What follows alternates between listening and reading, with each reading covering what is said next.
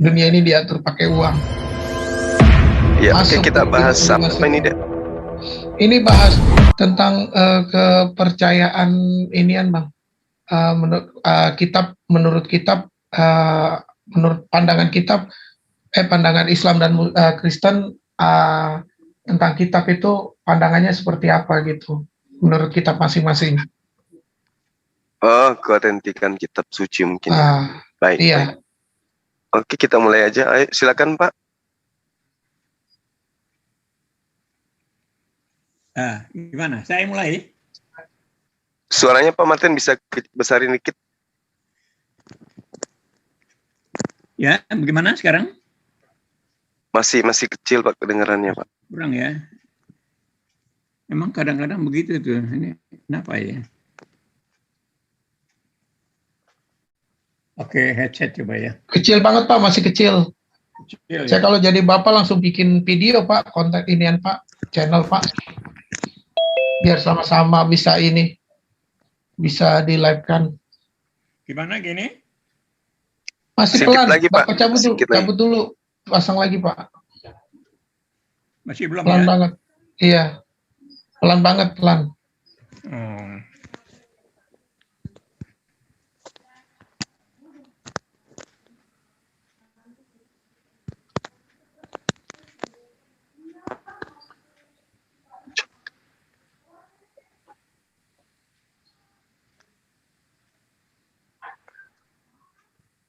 Assalamualaikum, selamat siang.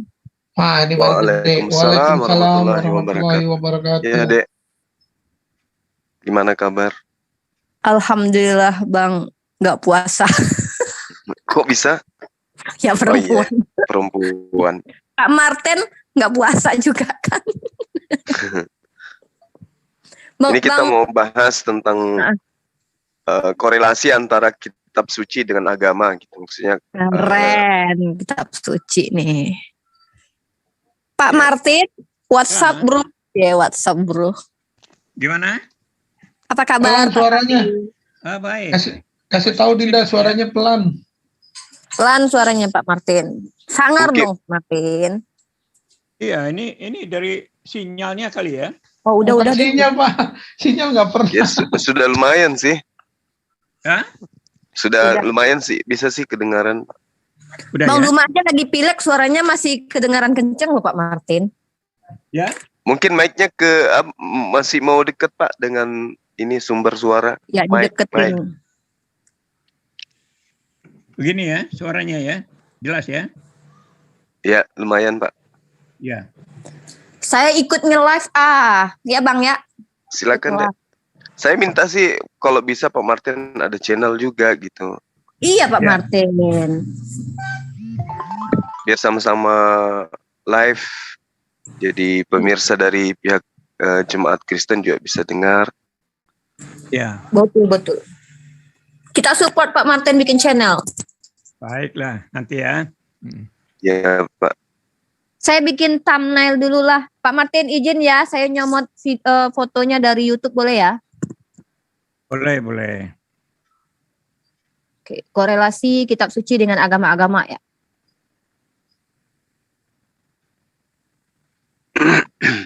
Yang kalau mau lanjut lanjut aja Bang, saya on the way aja. Paling nanti saya di pertengahan nyusul. Iya, mungkin Pak Martin bisa dimulai Pak, silakan. Bisa ya? Ya.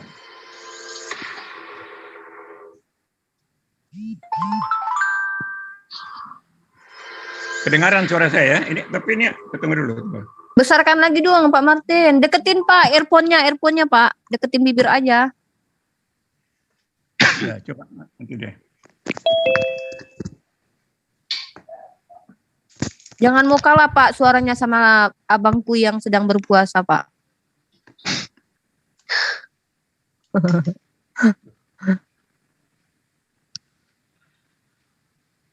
Kalau begini gimana suaranya? Aduh kok makin jauh ya Pak? Jauh ya?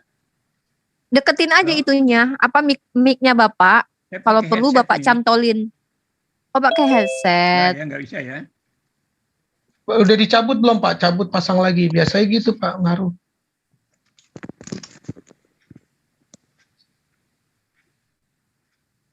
Korelasi. Waalaikumsalam. Kitab suci dengan agama.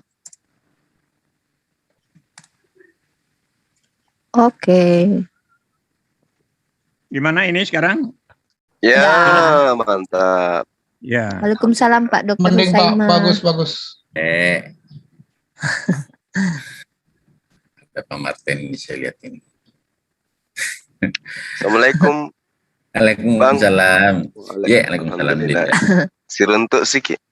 Iya, kok Kak. Kau pakai mapa baju dinas Kak Komandan. Iya, subhanallah. Jadi saya tutup dulu. Baik.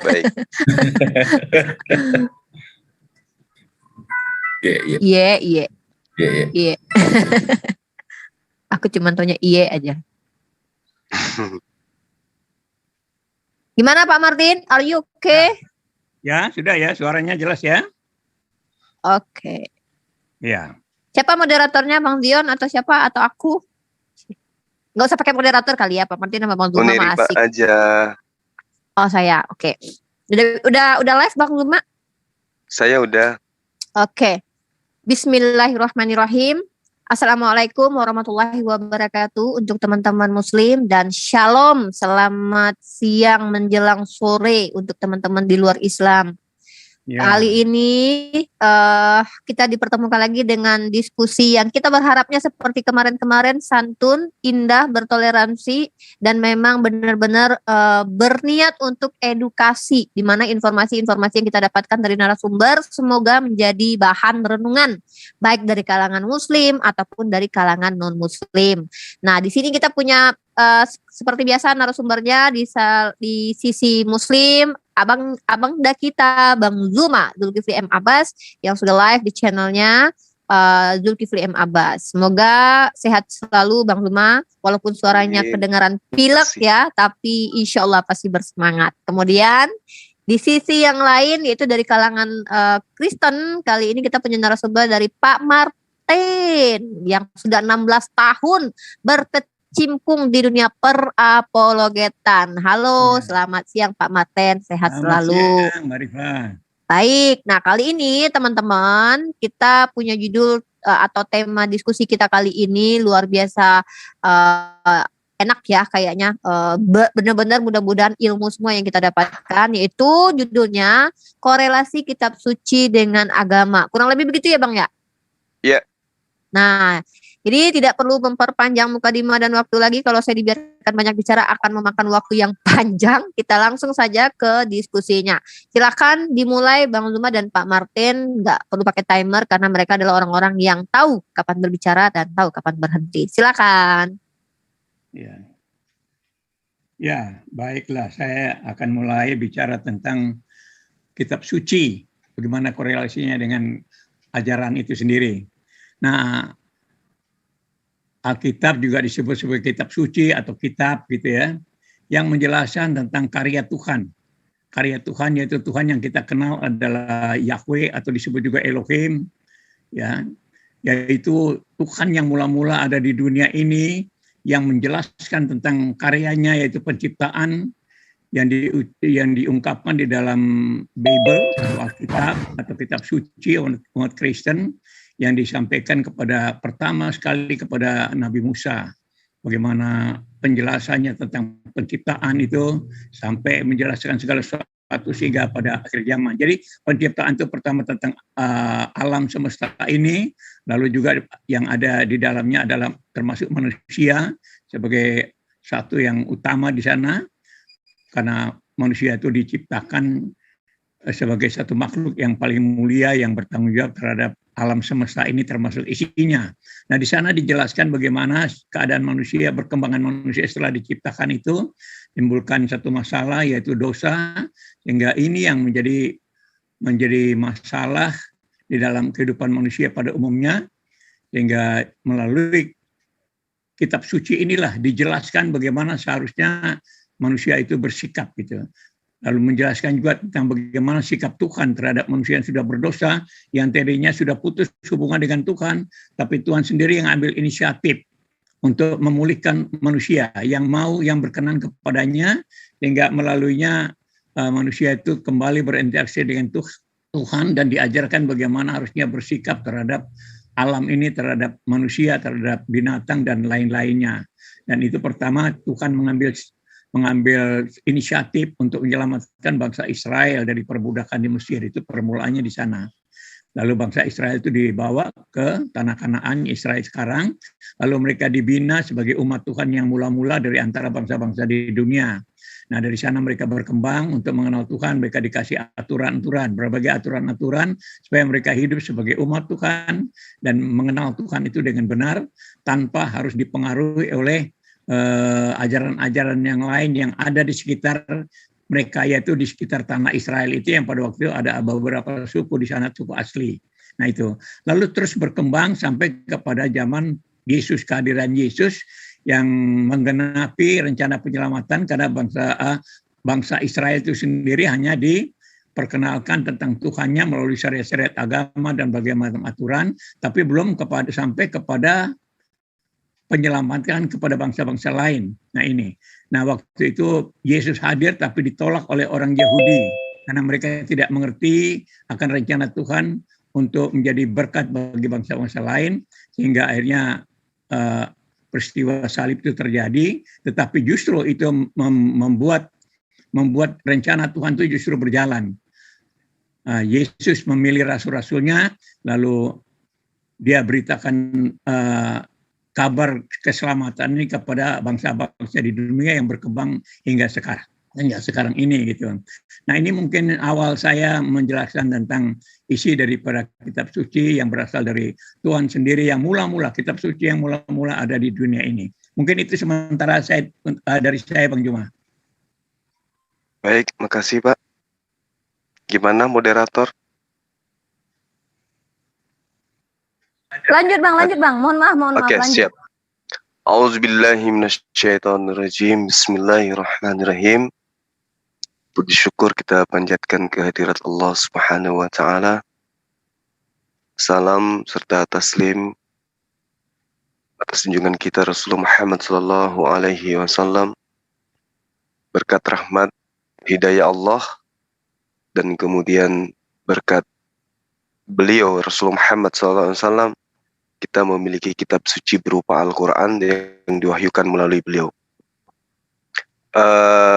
Yang saya hormati Pak Martin, siang ini berdialog lagi kita Pak terkait dengan kitab suci dan pemahaman agama terkait dengan kitabnya masing-masing. Al-Quran menerangkan di dalam surah Al-An'am ayat 119.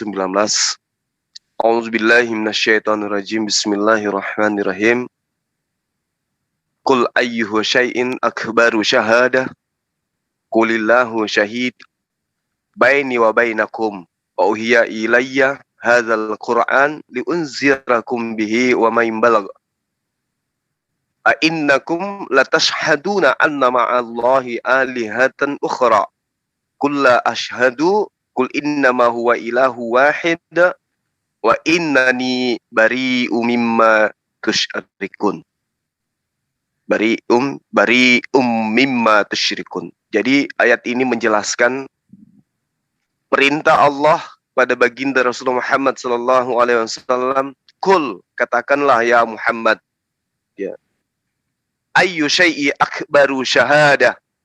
Siapa yang lebih kuat kesaksiannya? Katakanlah Allah yang lebih kuat kesaksiannya. Dialah Allah yang menjadi saksi antara aku dan kamu. Al-Quran ini diwahyukan kepadaku agar dengan itu aku memberi peringatan kepadamu dan kepada orang yang sampai Al-Quran kepadanya. Dapatkah kamu benar-benar bersaksi bahwa Tuhan selain bersama dengan Allah? Kul, katakanlah, aku tidak dapat bersaksi. Katakanlah, sesungguhnya hanya dialah Tuhan yang Maha Esa dan aku terlepas diri dari apa yang kamu persekutukan dengan Allah. Jadi ayat suci Al-Quran ini kemudian menjelaskan kepada kami umat Islam adanya tuntunan yang jelas bahwa pewahyuan Al-Quran dan Al-Quran itu sendiri adalah pembuktian, kesaksian bahwa tidak ada Tuhan selain Allah. Al-Quran ini itu memberi peringatan kepada manusia, mengajarkan kepada manusia tentang kemaslahatan hidup, baik yang terkandung, yang hubungannya kepada pencipta alam semesta, maupun kepada sesama makhluk. Jadi Al-Quran menerangkan, وَمَا كَانَ هَذَا الْقُرْآنِ أَيُّفْتَرَى مِنْ دُونِ اللَّهِ وَلَكِنْ تَصْدِيقَ الَّذِينَ بَيْنَ يَدَيْهِ وَتَفْصِيلَ الْكِتَابَ لَا رَيْبَ فِيهِ مِنْ رَبِّ الْعَالَمِينَ. Dan tidak mungkin Al-Quran ini buat-buat oleh selain daripada Allah. Tetapi Al-Quran membenarkan kitab-kitab yang sebelumnya dan menjelaskan hukum-hukum yang telah ditetapkannya. Tidak ada keraguan di dalamnya, diturunkan dari Tuhan seluruh alam. Jadi Al-Quran ini jelas menerangkan tentang apa yang kemudian dipahami oleh umat Islam. Wa ma kana hadzal Qur'an, bahwa tidak mungkin Al-Quran ini dibuat-buat selain daripada Allah. Ya, di sini dijelaskan anu ayyuftara min dunillah walakin tasdiqal ladina baina yadai. Jadi Al-Quran ini menurut pemahaman kami umat Islam tiada lain dan tiada bukan adalah wahyu dari Allah yang mana isinya kemudian ditinjau dari segi mukjizat, ditinjau dari segi redaksi, dan kemudian ditinjau dari segi sejarahnya, itu valid sebagai wahyu Allah yang menjadi landasan pijakan manusia untuk menata kehidupannya di dunia. Sekira begitu sebagai pengantar bagi saya untuk mewakili umat Islam dalam hal ini memaparkan kitab suci Al-Quran dan korelasinya dengan penggunaannya di dalam agama Islam. Demikian. Oke, terima kasih. Itu adalah prolog dari kedua belah pihak. Silakan Pak Martin mungkin memperdalam lagi apa yang ingin disampaikan. Nanti di sesi mungkin ada tanggapan atau pertanyaan. Silakan Pak Martin. Baiklah, ya. Jadi tadi Bang Juma menjelaskan bahwa Al-Quran itu adalah wahyu. Ya, tentu dari Bible ini mau saya menjelaskan bahwa penulisan Alkitab itu sendiri berdasarkan saksi mata. Jadi seperti Musa misalnya, memang pertama dia menerima dari Tuhan tentang kejadian, tentang segala sesuatu, sampai selanjutnya dia disuruh untuk menjemput orang-orang Israel dari Mesir.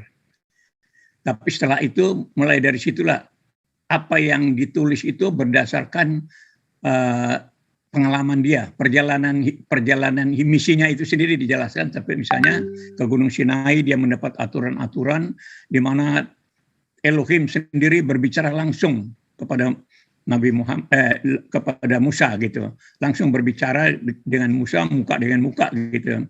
Artinya Tuhan waktu itu hadir dalam bentuk api yang menyala-nyala. Jadi mereka berdialog. Mohon maaf Pak Martin, suaranya agak kecil gitu ya. Mungkin agak gitu. Dipertegas sekarang aja bicaranya gitu. Nggak apa-apa, kondisi device-nya memang seperti itu mungkin. Tapi tekanan suaranya aja mungkin Pak Martin harus agak diperkeras gitu. Kasihan yang lain di bawah nggak dengar. Ya. Jadi Alkitab itu menuliskan tentang saksi mata, penulisan itu oleh saksi mata. Jadi seperti Musa, pertama dia menerima wahyu tentang kejadian dan selanjutnya. Lalu dimulai dengan menjelaskan tentang bangsa Israel yang telah dibawa keluar dari Mesir oleh Musa sendiri. Dengan itu diceritakan sampai kepada Gunung Sinai, dia mendapatkan aturan-aturan yang dari Tuhan untuk diterapkan dalam kehidupan bangsa Israel sebagai umat pilihannya. Nah, lalu cerita tentang selanjutnya dari situ sejarah-sejarahnya, perkembangan selanjutnya sampai kepada Yesus itu semua seperti kitab-kitab itu adalah saksi mata daripada peristiwa. Jadi bukan sekedar wahyu begitu, tapi kejadian yang sebenarnya yang ditulis gitu. Lalu penulisan itu oleh manusia itu sendiri yang saksi mata tadi, lalu dia di dalam tuntunan Tuhan juga begitu, yang dikatakan sebagai ilham. Jadi manusia dipakai juga dari kesaksian yang dia alami sendiri, tapi juga dituntun Tuhan di dalam menuliskan di kitab suci. Nah itu proses penulisan Alkitab itu begitu. Jadi tidak murni hanya wahyu saja seperti misalnya tadi Bang Juma jelaskan tentang Al-Quran. Ya, seperti Al-Quran itu kan menjelaskan tentang peristiwa-peristiwa yang sudah lama terjadi, lalu dimuat lagi di situ sehingga Al-Quran juga mengatakan bahwa mereka percaya pada kitab-kitab sebelumnya. Gitu. Nah kita tentu tidak, karena kita ini adalah kitab suci yang mula-mula di dunia, yang langsung ditulis oleh para saksi mata, menuliskan setiap peristiwa dalam kehidupan bangsa Israel, sampai kepada datang kepada Yesus juga begitu. Yesus dia milih murid-muridnya sebagai rasul-rasulnya, selanjutnya juga segala semua sikap hidupnya, pelayanannya, perkataannya, semua kuasanya yang sudah dinyatakan itu menjadi dasar penginjilan yang disebut sebagai Injil atau kabar sukacita itu yang diberitakan kepada bangsa-bangsa lain. Nah itu. Jadi seperti itu kalau tentang penulisan di dalam kitab suci Kristen gitu ya. Jadi mereka nulis itu berdasarkan peristiwa yang terjadi yang disaksikan oleh penulis-penulis itu sendiri. Nah mungkin bedanya itu di situ ya. Sementara ini sampai di situ dulu. Terima kasih. Ya, silakan Bang Zulma. Terima kasih Pak Martin dan juga adik saya, moderator yang baik hati. Ya. Jadi gini, apa yang Pak Martin paparkan itu adalah merupakan sesuatu yang nanti kita butuh pembuktian. Kalau berbicara mengenai kesaksian, artinya bahwa kesaksian ini harus kemudian berdasar terhadap pemberitaan yang otentik, benar, tidak ada keraguan. Nah, kalau berbicara mengenai Al-Quran, terlepas daripada apa yang saya uraikan di awal, tentang kesaksian, kul ayyuha syai' akbaru syahadah. Jadi persaksian Allah ya, itu tidak ada keraguan di dalamnya dan tidak ada kesaksian yang lebih valid kebenarannya ya, dibandingkan kesaksian Sang Pencipta alam semesta, itu tidak bisa diragukan. Sehingga dikatakan, siapakah yang lebih kuat kesaksiannya? Kul, katakanlah, Allah, dia menjadi saksi antara aku dan kamu. Layaknya ketika Yesus kemudian menerangkan dirinya di dalam Yohanes 8, 17, 18, 19, bahwa cukuplah Allah menjadi saksi tentang aku. Nah, kemudian Al-Quranul Karim tidak berhenti sampai di situ saja. Kul ayyuha syai' akbaru syahadah, tidak berhenti hanya sampai di situ. Ketika diterangkan kulillahu syahidu baini wa bainakum, itu tidak berhenti sampai di situ. Tetapi Al-Quran kemudian ketika diwahyukan, ada pemeliharaan, ada pembukuan, ada percetakan. Kodifikasi Al-Quran, ya, yang dimaksud di sini adalah proses pemeliharaan wahyu. Penulisan, pengumpulan, dan percetakan Al-Quran dari sejak masa baginda Rasulullah Muhammad SAW sampai hari ini. Jadi pada masa baginda Rasulullah Muhammad SAW, pemeliharaan Al-Quran pada masa beliau itu ada dua. Yang pertama pada masa Nabi. Pemeliharaan Al-Quran pada masa Nabi itu memiliki satu metode hafalan. Setiap kali malaikat Jibril datang membawa ayat Al-Quran, baginda Rasulullah Muhammad SAW langsung menghafalnya. Jadi pewahyuan diantarkan oleh malaikat, ayat ini kemudian dihafalkan oleh baginda Rasulullah Muhammad SAW. Jadi Rasulullah adalah seorang penghafal Al-Quran yang terbaik. Kenapa? Pertama, beliau sebagai Rasul yang diutus untuk menyampaikan ajaran-ajaran Allah. Sehingga Allah memudahkan beliau untuk dapat menghafal Al-Quran. Yang kedua, Nabi dan juga para sahabat itu sudah terkenal sebagai orang-orang yang memiliki daya hafalan yang kuat. Ya, sebagaimana orang Arab pada umumnya pada masa itu. Jadi pada masa Nabi, wahyu datang, diterima, dihafalkan, lalu kemudian disampaikan oleh baginda kepada para sahabat. Jadi ayat demi ayat itu dihafal, lalu kemudian disampaikan kepada para sahabat, sahabat menghafalkan, sahabat menuliskan. Jadi keautentikan daripada pewahyuan itu jelas, dasar-dasar pijakannya kemudian ketika berbicara saksi, maka kesaksiannya itu tidak hanya dikatakan banyak saksi, tetapi mampu dibuktikan dengan penyebutan-penyebutan nama sekalipun. ada Ibnu Mas'ud, ada Salim bin Maqal, ada Mu'az bin Jabal, ada Ubayn bin Ka'af, ada Abu Said bin Sakan, Abu Darda, Said bin Sabit, dan seterusnya. Saksi-saksi ini dapat kemudian diteliti lebih jauh. Ya. Sejauh mana mereka ini memahami Al-Quran, sejauh mana mereka ini kedekatannya kepada sumber Al-Quran, yaitu Rasulullah Muhammad SAW sebagai penerima wahyu. Jadi Al-Quran Karim itu tidak sebatas tantangan saja. Kul ayyu syai' akbaru syahadatan kulillah syahid baini wa bainakum. Tidak hanya sebatas itu. Siapakah yang lebih kuat kesaksiannya? Pembuktian lebih kuat kesaksiannya ini kemudian Al-Quran diwahyukan, kemudian dihafalkan, kemudian disampaikan. Orang yang menerima juga menghafalkan, orang yang menghafalkan juga menuliskan. Jadi sampai hari ini. Nah, karena itulah kemudian diterangkan siapakah yang lebih kuat kesaksiannya. Kalau tadi kita melihat bahwa kemudian Nabi Musa menerima Taurat, kemudian Nabi Isa juga menerima Injil, ya sama seperti Al-Quran, diterima tanpa kemudian orang lain melihat malaikatnya nuzul, tanpa orang lain melihat penglihatan yang datang kepada para nabi. Contoh misalnya di dalam Yohanes 17 ayat 8, ya, segala firman yang engkau berikan kepadaku, engkau di sini adalah Allah. Tidak ada orang di Israel sana yang kemudian melihat Allah datang kepada baginda Yesus atau Isa alaihissalam untuk kemudian menerima wahyu atau menerima firman. Tapi seketika kemudian sang nabi atau sang utusan menyampaikan firman dari Tuhan sebagai perpanjangan tangan daripada Tuhan untuk menyampaikan aturan main kepada manusia.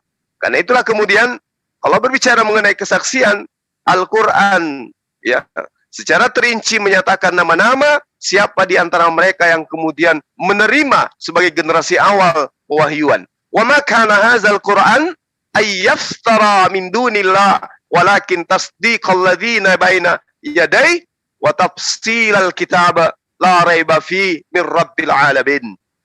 Tidak mungkin Al-Quran ini dibuat-buat oleh selain daripada Allah. Demikian sementara.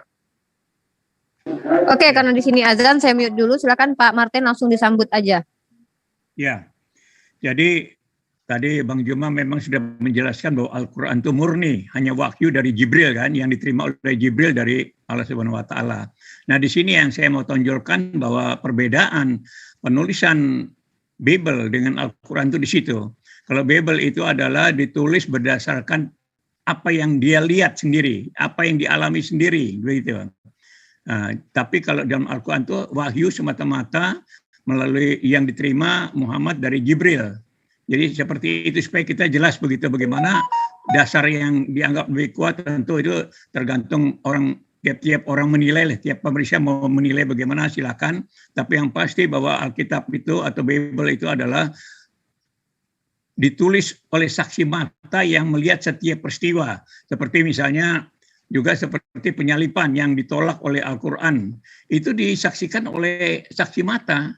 Itu bahkan disebut sebagai sejarah peristiwa. Sehingga di sini bagaimana kita bisa bedakan bagaimana penyangkalan Al-Quran terhadap penyalipan itu sendiri bagaimana. Sedangkan Al-Quran datang pada 7 abad kemudian. Sedangkan peristiwa salib itu adalah saksi mata dan itu bahkan inti daripada ajaran Injil. Inti itu adalah salib. Kalau tanpa salib itu tidak ada cerita tidak ada Injil begitu, karena peristiwa salib itu menceritakan tentang kasih Tuhan terhadap manusia dan bagaimana diungkapkan tentang kejahatan manusia yang dikuasai oleh dosa itu melalui peristiwa salib. Sehingga disinilah melalui Injil ini yang disampaikan oleh Yesus itu sendiri, yang dilakukan oleh Yesus sendiri itu diceritakan dalam Injil oleh para rasul itu. Sehingga saksi mata, hasil saksi mata itu yang ditulis. Jadi bukan sekadar wahyu saja. Nah penulisan itu juga tidak semata-mata berdasarkan pikiran manusia, tetapi diilhamkan, dituntun juga oleh Tuhan sendiri dalam penulisannya. Sehingga di sini kita lihat perbedaan antara Al-Quran itu sendiri yang diterima dari wahyu dari Jibril. Jadi Allah tidak langsung kepada Muhammad tapi melalui Jibril. Sedangkan Alkitab itu ditulis langsung dari peristiwa yang terjadi sebagai saksi mata yang menulis, sehingga tentu kita lebih percaya bahwa penulisan itu langsung dilihat jadi oleh saksi mata itu sendiri. Makanya seperti misalnya di dalam kitab-kitab nabi-nabi ada Nabi Yesaya, Nabi Yeremia dan yang lain-lain itu saksi mata semua. Nah seperti juga di dalam Injil. Dalam Injil itu ada Matius, Markus, Lukas, Yohanes dan lain-lain. Rasul Paulus misalnya. Itu semua adalah orang yang tahu langsung tentang peristiwa-peristiwa yang terjadi. Injil itu adalah kehidupan Yesus itu sendiri. Jadi Injil itu tidak bisa diwahyukan oleh siapapun karena itu menceritakan tentang kehidupan Yesus, mulai dari kelahirannya sampai kematiannya sampai akhir zaman. Itu adalah pekerjaan Yesus sendiri sebagai utusan Bapa yang akan mengenapi seluruh rencana penyelamatan Tuhan. Sehingga di sini kita berbeda di dalam memahami kitab suci, Al-Quran dan Bible itu sendiri atau Injil. Jadi peristiwa yang terjadi terhadap Yesus ini yang diceritakan.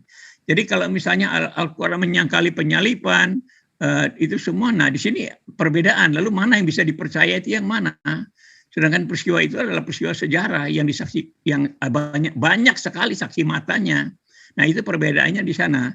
Sehingga di sini saya kira ya netizen bisa banding-banding saja, bisa mikir-mikir sendiri mana yang paling akurat itu yang mana begitu. Saya kira ini sementara penjelasan saya sampai di sini dulu. Terima kasih. Oke. Mungkin saya sedikit biar agak sedikit kita gali lagi dari nadanya Pak Martin sudah mulai arah ke perbandingan. Mungkin Bang Zuma, mari kita izinkan biarkan Bang Zuma menjelaskan sepertinya keraguan Pak Martin atau perbandingan mana yang bisa dipercaya.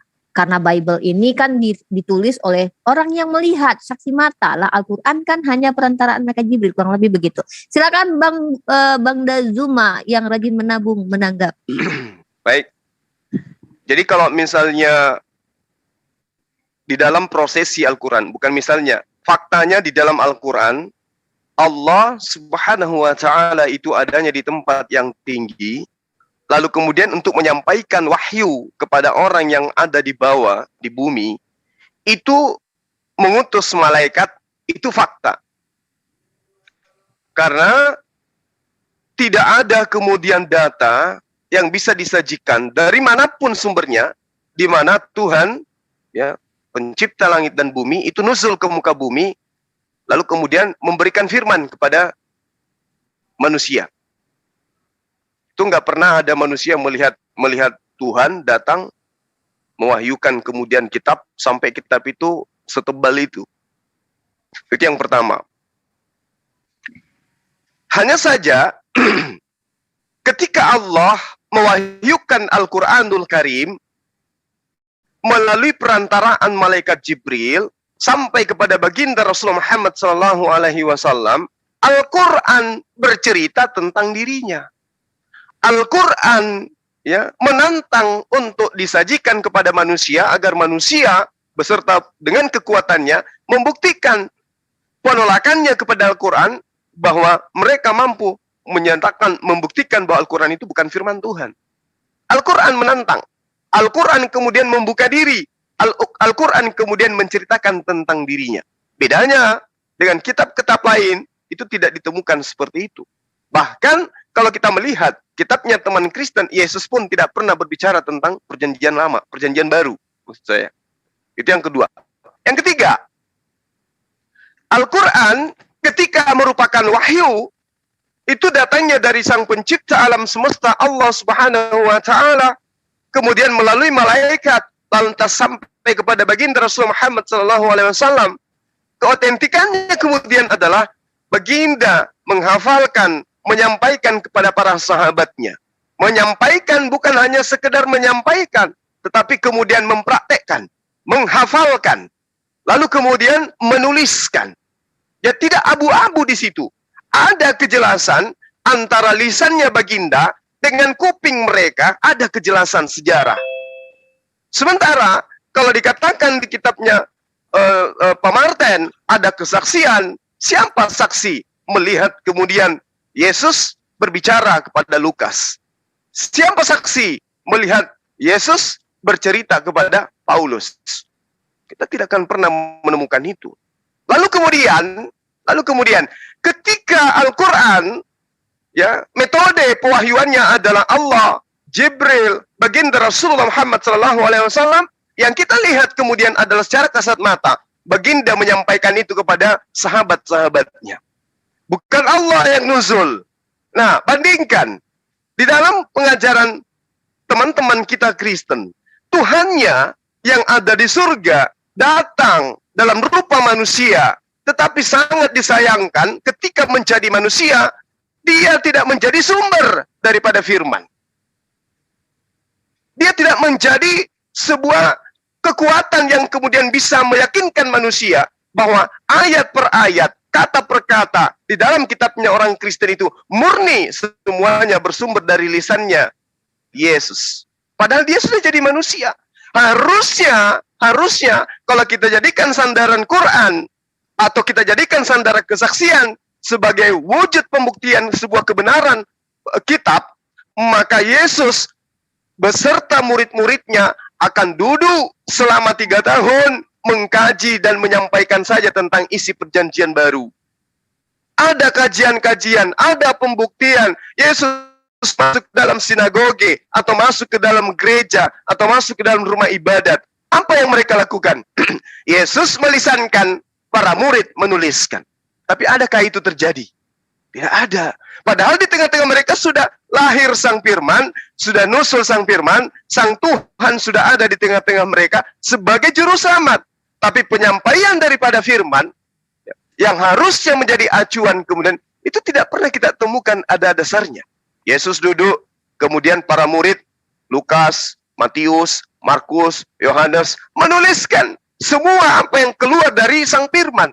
Tapi fakta itu tidak pernah kita temukan.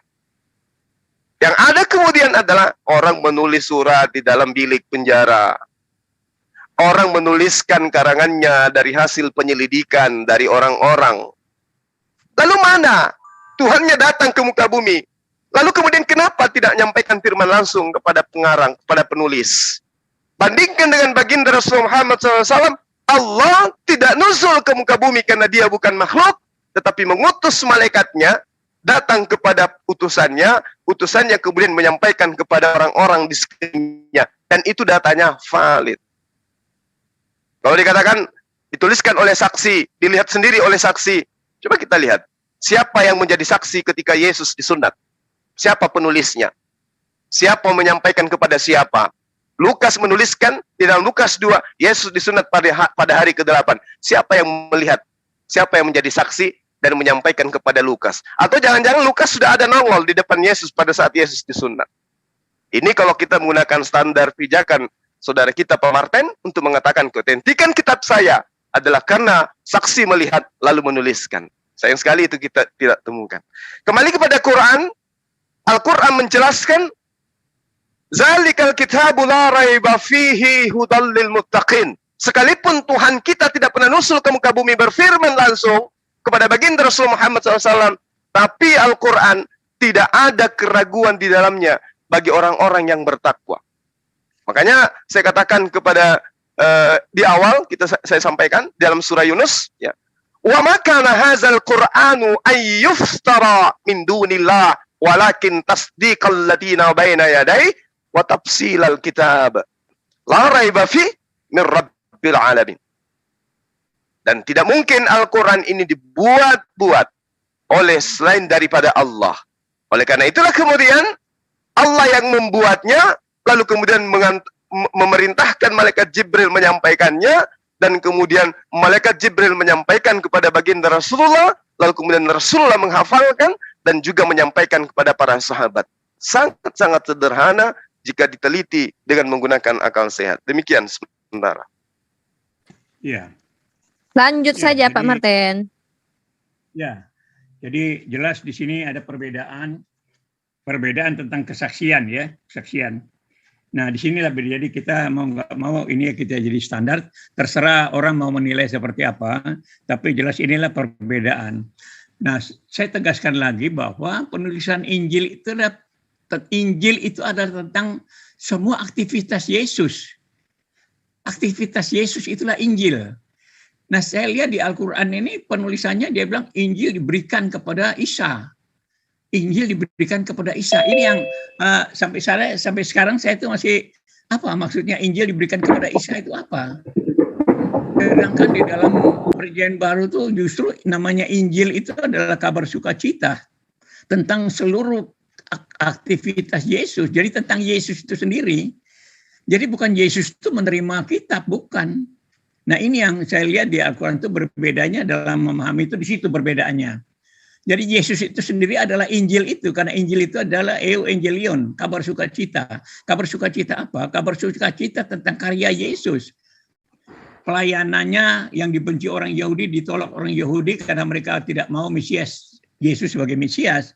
Nah lalu mereka menyalibkan dia, merupakan satu karya penyelamatan yang diceritakan dalam sejarah Alkitab juga. Di situ dijelaskan tentang semua hal yang terjadi itu demi untuk penyelamatan. Jadi kehidupan Yesus itu sendiri adalah Injil itu. Jadi kalau dikatakan bahwa Isa menerima Injil, ini saya agak bingung tuh. Apa maksudnya itu apa? Sedangkan kalau Isa itu disebut sebagai Yesus, ya itu cerita tentang hidupnya. Mulai dari kelahirannya sampai kematian, sampai naik ke surga, sampai semua yang akan terjadi di akhir zaman. Karena Yesus juga yang akan datang menghakimi. Karena Yesus itu dia mulai penebusan penyelamatan sampai nanti pada akhir zaman itu Yesus sendiri yang menghakimi dunia ini. Nah itulah karyanya yang disebut sebagai Injil itu. Jadi kalau ada misalnya dari Al-Quran bilang dia diberikan kitab Injil, nah ini bagi saya agak rancu gitu. Nah, mungkin nanti Bang Jema bisa menjelaskan itu apa yang dimaksudkan bahwa Isa diberikan kitab Injil gitu. Sedangkan bagi orang Kristen Injil itu adalah cerita tentang hidupnya Yesus sendiri, tentang karya-karyanya, dialog-dialognya dengan orang Farisi, orang Saduki, ahli Taurat, dialog-dialog itu, pertentangan itu sampai di pengadilan ditanya sana sini, itu semua itu adalah berita Injil yang menjelaskan tentang bagaimana manusia yang berdosa ini punya rencana yang jahat. Selama 3,5 tahun itu mereka punya rencana yang jahat. Tapi Yesus sudah menjelaskan siapa dia.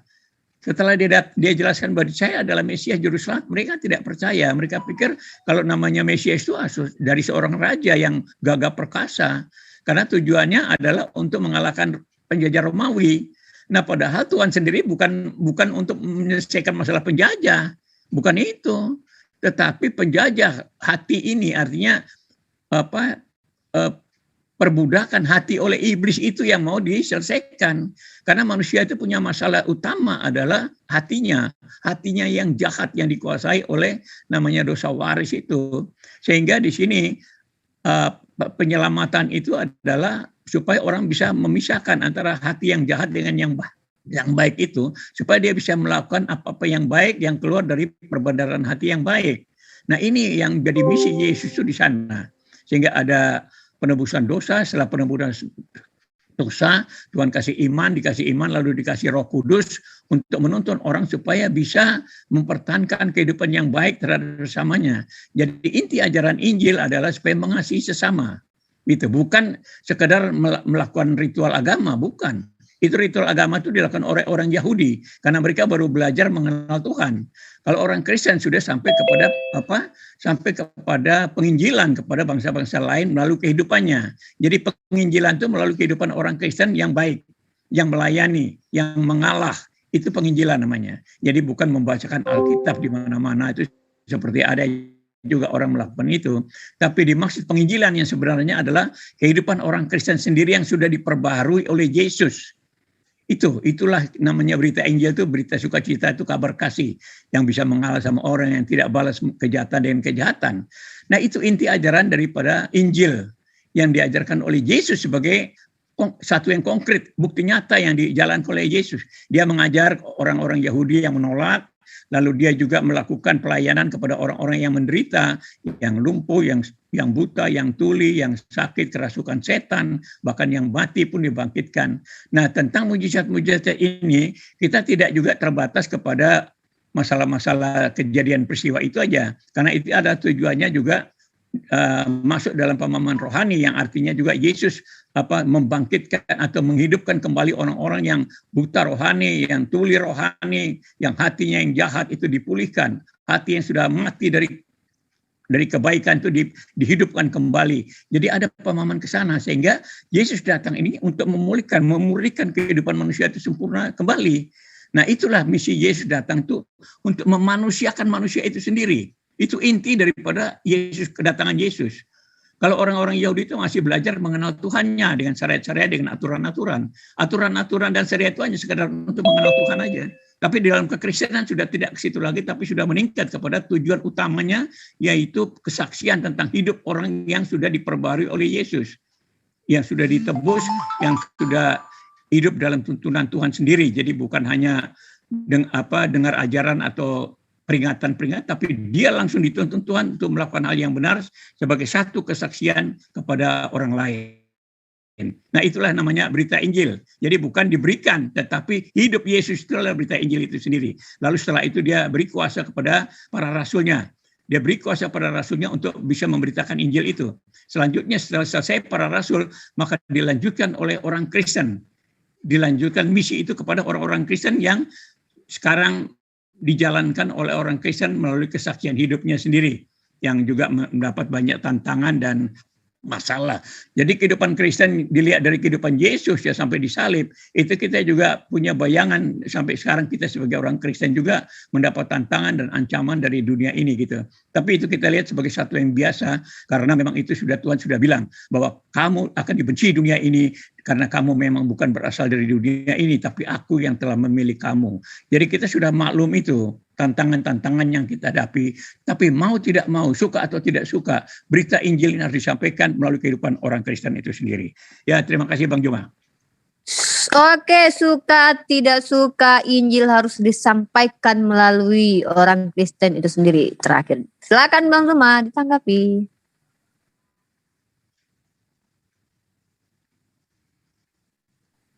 Halo, Bang? Bang Zuma. Iya, sorry. Tadi saya di-mute sama Bang Ivan. Oke.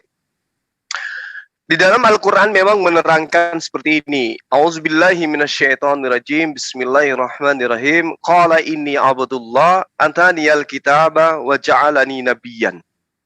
Jadi Nabi Isa alaihissalam itu mengaku sebagai hamba Allah, lalu kemudian dia diberi kitab.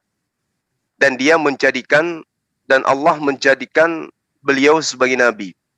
Qala ini abdullah ataniyal kitab wa ja'alani nabiyyan. Nah, di dalam pengajaran Islam memahami dengan jelas bahwa Nabiullah Isa atau Yesus itu ketika datang kepada Bani Israel memang mengajarkan tentang firman Allah. Firman Allah yang kemudian diajarkan ini adalah hikmat Injil. Di dalam Al-Quran disebut dengan sebutan Alkitab. Ya, karena semua kitab-kitab yang diberikan, pengajaran yang diberikan Allah kepada para nabi, itu disebut Alkitab. Taurat juga disebut Alkitab. Zabur atau Mazmur juga disebut Alkitab. Kemudian Injil juga disebut Alkitab. Al-Quran juga disebut Alkitab. Hanya saja, ketika ditanyai kepada umat Islam, mana hikmat Injil yang diberikan kepada Isa alaihissalam? Maka pernyataan umat Islam kemudian akan mengatakan bahwa Isa alaihissalam ketika diutus ke atas muka bumi ini, itu diutus kepada bangsa Tegar Tengku. Bangsa yang menolak beliau. Bangsa yang memperolok-olokkan beliau. Bahkan sampai kepada level ingin membunuh beliau. Jadi jika oknumnya saja ditolak, pingin dibunuh, apalagi kitabnya. Sementara kalau kita melihat di dalam kitab Wahyu misalnya, diterangkan di dalam Wahyu 14 nomor 6. Dan aku melihat seorang malaikat lain terbang di tengah-tengah langit. Dan padanya ada Injil yang kekal untuk diberitakannya kepada mereka yang diam di atas bumi. Dan kepada semua bangsa dan suku dan bahasa dan kaum. Berarti memang ada Injil yang dibawa oleh malaikat untuk kemudian disampaikan kepada manusia di atas muka bumi. Nah, kemudian ketika diterangkan mana Injil, mana kitab itu, kemudian kenapa tidak sampai kepada kita? Saya katakan sekali lagi bahwa jangankan kitabnya Nabi Isa, Nabi Isanya aja ditolak. Wala talbisul haqqa bil batil wa taktumul haqqa wa antum ta'lamun. Dan jangan kamu campur adukkan yang hak dengan yang batil, dan jangan kamu sembunyikan yang hak itu sedang engkau mengetahui. Jadi ada yang menyembunyikan kebenaran yang didatangkan kemudian melalui perantaraan Nabi, yaitu Isa alaihissalam yang datang kepada bangsa Tegar Tengkuk. Dan banyak data di dalam Al-Quran yang menyatakan itu, bahwa orang-orang terdahulu gemar kali kemudian melemparkan kebenaran yang datang kepada mereka. Walamma ja'ahum rasulun min indillah musaddiqan lima ma'ahum nabatha fariqum minal ladina utul kitaba. Ya. Kitab Allah wara'a zuhurihim ka'annahum la ya'lamun. Mereka menyembunyikan, mereka melemparkan seolah-olah mereka tidak mengetahui bahwa itu adalah kitab Allah. Ini yang diterangkan oleh Al-Quran. Jadi kalau kemudian ditanya, mana kitab yang diberikan kepada Nabi Isa? Jangankan kitabnya, nabinya aja ditolak. Itu jawaban yang sangat sederhana. Oleh karena itulah kemudian Al-Quran menyatakan kembali dalam surah Al-Baqarah ayat 79. Celakalah mereka yang menuliskan kitab dari tangan mereka sendiri. Lalu mereka katakan itu dari Allah. Padahal itu adalah karya tangan mereka sendiri. Yang datang dari Allah itu sudah mereka hancurkan. وَوَيْلٌ لِلَّذِينَ يَكْتُبُونَ الْكِتَابَ بِأَيْدِيهِمْ ثُمَّ يَقُولُونَ هَذَا مِنْ عِنْدِ اللَّهِ لِيَشْتَرُوا بِهِ ثَمَنًا قَلِيلًا وَوَيْلٌ لَهُم مِّمَّا كَتَبَتْ أَيْدِيهِمْ وَوَيْلٌ لَهُم مِّمَّا يَكْسِبُونَ. Mereka menuliskan sebuah kitab, menggantikan kitab yang datang kepada para nabi dengan mengatakan ini dari Allah, padahal itu dari tangan mereka sendiri. Karena itulah kemudian Al-Quran menerangkan dan menyeru kepada ahli kitab. Ya. Am taquluna inna Ibrahim wa Ismail wa Ishaqa wa Yaqub wa asbata kanu hudaw wa nasara. Qul a antum a'lamu amillah wa man azlamu mimman kataba shahada indah minallah wa mallahu bighafilin amma ta'malun. Ataukah kamu, hai orang-orang Yahudi dan Nasara, mengatakan bahwa Abraham, Ismail, Ishak dan Yakub dan anak cucunya adalah penganut agama Yahudi dan Nasara? Kul, katakanlah, apakah kamu lebih mengetahui ataukah Allah? Dan siapakah yang lebih zalim daripada orang-orang yang menyembunyikan kesaksian dari Allah yang ada padanya? Dan Allah sekali-kali tiada lengah dari apa yang mereka kerjakan. Nah, inilah yang diterangkan oleh Al-Quran. Alladzina atainahumul kitaba ya'rifuna kama ya'rifuna abna'ahum. Wa inna fariqam minhum la ya'tumuna al-haq wa hum ya'lamun. Orang-orang Yahudi dan Nasara yang telah diberi hikmat, yang telah diberikan Alkitab, yaitu Taurat dan Injil, itu mereka mengenal baginda Rasulullah Muhammad sallallahu alaihi wasallam seperti mengenal anak-anak sendiri, dan sesungguhnya sebagian di antara mereka menyembunyikan kebenaran itu padahal mereka mengetahui. Jadi kalau hari ini kita tidak menemukan baginda di dalam kitabnya teman-teman Kristen, karena itu bukan lagi Torah, karena itu bukan lagi Injil. Kemana Torah dan Injil? Itu tadi. Nabi Musa alaihissalam menerangkan dalam kitab Ulangan, sedangkan aku masih hidup di tengah-tengahmu, kamu sudah memperlihatkan tegar tengkukmu kepada Tuhan, pembangkanganmu kepada Tuhan, apalagi nanti ketika aku mati. Nabi Musa loh ditolak, apalagi Nabi Isa alaihissalam yang tidak memiliki daya apa-apa seperti Musa. Jadi yang ingin saya katakan di sini bahwa pembuktian sederhananya yang kita temukan sekarang ini adalah tulisan Lukas, tulisan Markus, tulisan Matius, tulisan Yohanes, tulisan Paulus. Lalu mana pengajaran Yesus yang diterima oleh murid-muridnya langsung? Ketika dituliskan memang di dalam tulisan-tulisan kitab di dalam kitab yang tulisan-tulisannya nyata mengatakan tentang Yesus, itu memang betul. Kami tidak menolak sepenuhnya kitabnya teman Kristen, dan kami pun tidak menerimanya sepenuhnya. Tapi yang kami tahu bahwa catatan-catatan di dalam kitabnya teman-teman Kristen itu memang menceritakan tentang Yesus, Yesus dengan Tuhannya, Yesus dengan murid-muridnya. Kami tahu itu, kami paham dan kami terima. Tetapi untuk diterima sebagai kalamullah yang diterima oleh Yesus dari Allah, itu kami tidak terima. Kenapa? Karena nyata bahwa Yesus mengakui berdasarkan penyelidikan Yohanes, Yesus itu menerima firman dari Allah. Sekarang pertanyaannya, mana firman yang Yesus terima dari Allah itu? Kalau ada, masih ada, Berarti cara metode penyampaiannya adalah Yesus membacakan, murid-muridnya menuliskan. Tapi itu tidak pernah kita temukan. Yang ada hasil penyelidikan, yang ada adalah bimbingan Roh Kudus, dan seterusnya.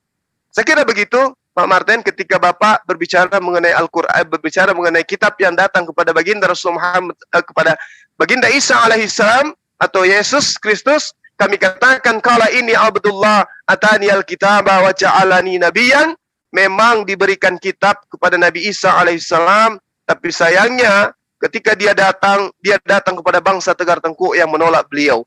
Jangankan kitabnya, beliau aja ditolak, apalagi kitabnya. Demikian Pak Martin. Baiklah, ya. Lanjut Pak Martin. Moderator? Jadi Silakan. Dari Pak tadi menjelaskan bahwa Al-Quran tidak bisa membuktikan bahwa ada Injil. Alasannya karena jangankan Isa Injilnya, sedangkan Isa itu ditolak oleh orang Yahudi. Nah saya kira ini pendengarnya bisa menilai sendirilah apa yang mau dipertanggungjawabkan tentang Injil yang dikatakan oleh Bang Ju tadi bahwa tidak ada Injil itu karena Isa aja ditolak oleh orang Yahudi. Nah baiklah, sekarang saya mau menjelaskan di sini bagaimana Yesus hubungan dengan orang Yahudi. Orang Yahudi itu sudah selesai, masalah mereka sudah selesai. Nah kehadiran Yesus kepada mereka ini untuk membuktikan bahwa dia akan menggenapi seluruh isi hukum Taurat dan kitab para nabi. Seluruh yang tertulis di tanah itu akan digenapi. Jadi soal mereka tolak apa tidak tolak itu bukan persoalan. Tetapi di sini juga yang dimaksudkan tadi yang Bang Juma sering tegar tengkuk. Sedikit saya mau kasih tambahan bahwa kalau orang Israel dibilang tegar tengkuk itu sebenarnya ada hubungan dengan Roh Kudus. Nah mereka itu hanya terima ajaran dari Tuhan, dari Musa, aturan-aturan syariat-syariat itu, tetapi mereka memang belum berterima Roh Kudus. Ini persoalan paling inti Roh Kudus ini, makanya dalam kekristenan itu satu yang paling inti sekali. Karena tanpa Roh Kudus manusia nggak mungkin benar gitu loh. Nah termasuk orang Yahudi. Sebenarnya kalau dibilang orang Yahudi tegar tengkuk itu tujuannya mau ngarah ke sana. Bahwa memang harus ada Roh Kudus dulu baru bisa manusia itu bisa benar gitu. Dan ini digenapi oleh Yesus setelah dia melakukan misinya, yaitu penebusan dosa sampai naik ke sorga lalu mengirimkan Roh Kudus untuk menuntun orang Kristen. Jadi begitulah proses kehidupan orang Kristen. Jadi di sini kita agak berbeda pemahaman tentang Injil oleh Al-Quran dan oleh Alkitab itu sendiri. Nah memang kita tahu memang tidak akan ada Injil di Al-Quran karena memang Isa itu sendiri hidupnya 7 abad sebelum ada Islam. Bagaimana Al-Quran bisa tahu tentang kehidupan Isa sedangkan dia 7 abad sebelum ada Islam. Lalu 7 abad itu Yesus sudah naik ke surga. Jadi tidak ada yang tahu setelah dia naik ke surga tahun 33 atau 34 itu ya siapa yang tahu kecuali memang murni ajaran dari Injil itu sendiri. Nah ini saya kira alasan-alasan disampaikan Bang Juma ini kita bisa ngerti. Tidak mungkin ada Injil yang diberikan yang bisa dibuktikan oleh Isa karena Isa sendiri sudah tidak ada di dunia 7 abad baru datang Al-Quran begitu loh.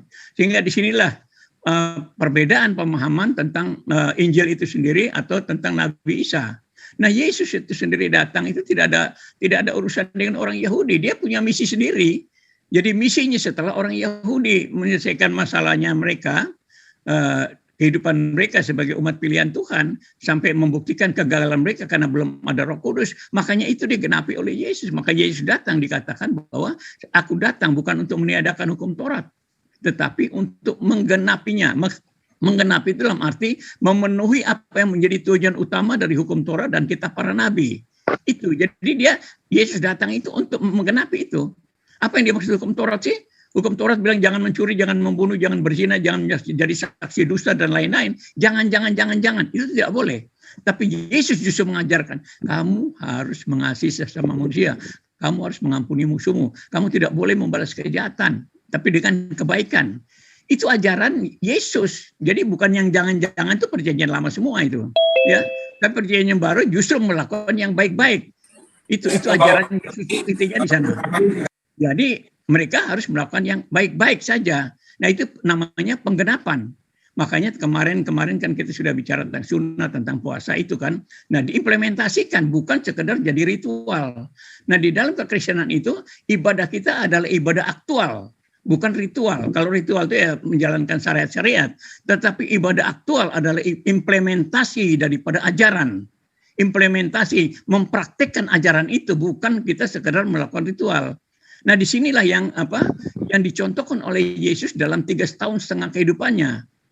Kehidupannya 3,5 tahun itu dia membuktikan bagaimana mengaktualisasikan kehidupan sebagai orang yang sudah diselamatkan itu.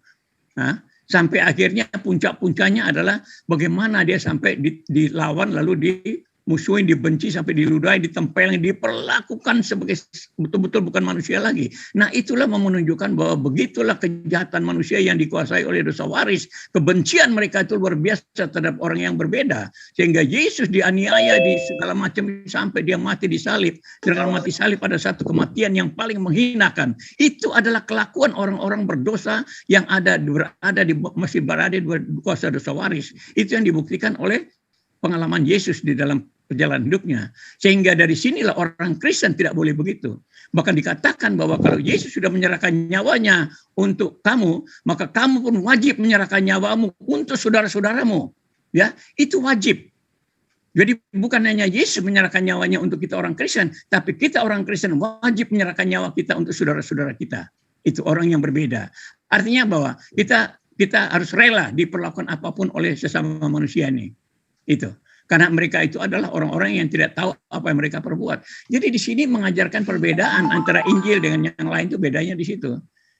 Kita di sini betul-betul jadi sampah. Orang Kristen jadi sampah, jadi tidak berharga di mata dunia ini. Yang membenci itu tidak dihargai sama sekali. Tapi di situ membuktikan bahwa betapa manusia berdosa itu seperti itu. Benci, iri hati, dengki, niat jahat, sampai perbuatan jahat. Itu yang dibuktikan oleh Yesus. Jadi dia bilang, kalau aku sudah menyerahkan nyawaku untuk kamu, kamu wajib menyerahkan nyawamu untuk saudara-saudaramu. Begitu. Jadi ini ajaran inti daripada Yesus. Makanya puncak daripada ajaran Injil itu adalah apa yang kamu ingin orang lakukan kepadamu, lakukanlah itu. Jadi orang Kristen disuruh melakukan yang baik-baik terhadap orang lain supaya kita juga dihargai. Tetapi kalaupun kita sudah melakukan yang baik masih tidak dihargai juga, ya haleluya saja gitu. Karena itu bagian dari kehidupan orang Kristen, ya. Kamu akan dibenci oleh dunia ini karena kamu bukan berasal dari dunia, karena aku sudah memilih kamu. Seperti juga aku dulu sudah dianiaya oleh orang dunia ini.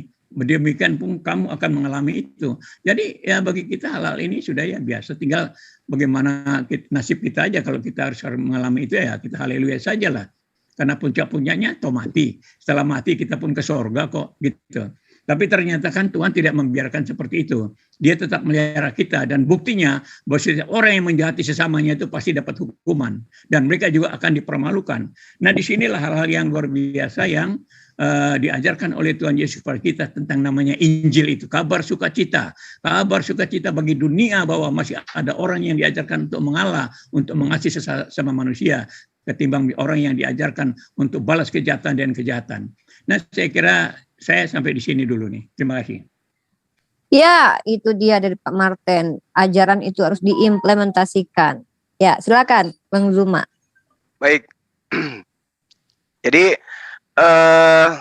ketika kemudian Pak Martin menceritakan tentang Injil, kitabnya Nabi Isa itu tidak ditemukan oleh karena memang Al-Quran itu datang belakangan memberitakan hal tersebut. Oke, kita ikuti iramanya. Sekarang kita masuk pada sesi pembuktian. Benarkah kemudian yang dimaksud Injilnya Yesus itu adalah kitab yang kemudian diimani sahabat kita Kristen hari ini? Karena yang dikatakan Yesus dengan firman Allah yang ada pada dirinya, mustahil terdapat kekeliruan. Mustahil. Kita ambil contoh pertama. Di dalam Matius 17, nomor 10 sampai nomor 12, itu menerangkan tentang Elia adanya di dalam Torah. Tapi kemudian ternyata ketika dicari titik temunya di Taurat itu tidak ditemukan. Yang ada ditemukannya di dalam Maleakhi 4 nomor 5. Sesungguhnya aku akan mengutus Nabi Elia kepadamu menjelang datangnya hari Tuhan yang besar dan dahsyat itu.